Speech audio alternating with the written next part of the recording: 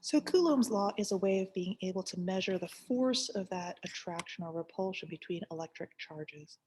So one thing that's really important to remember is that opposite charges attract, meaning if I have a positive and a negative charge, those will be attracted to one another like magnets, and like charges repel. So just like you can have the opposite end of magnets, so if they are the same side, like charges, positive and positive or negative and negative, they'll repel one another.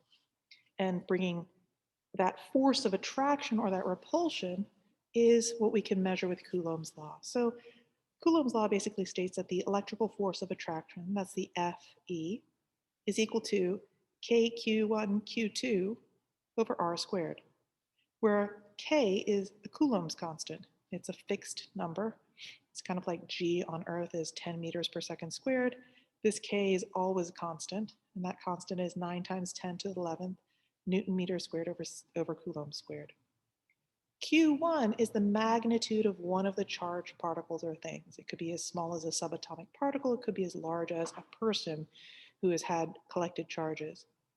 And Q2 is the other charged particle, the magnitude of the charges on that particle or thing.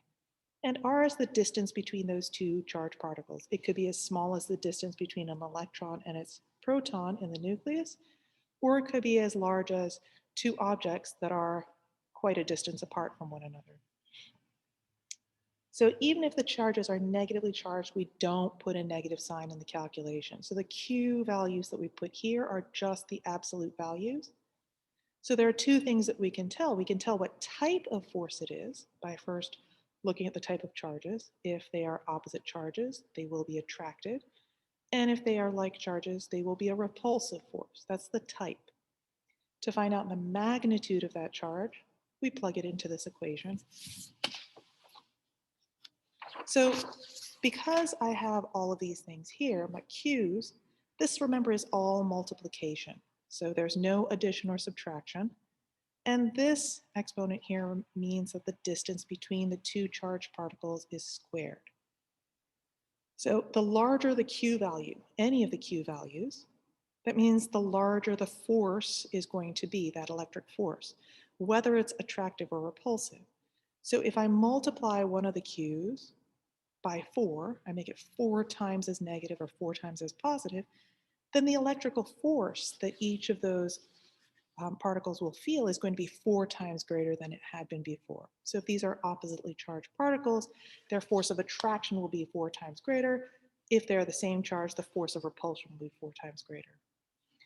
The farther apart the Q's are, that's the R, meaning the larger the R is, the smaller the force of attraction is going to be, right?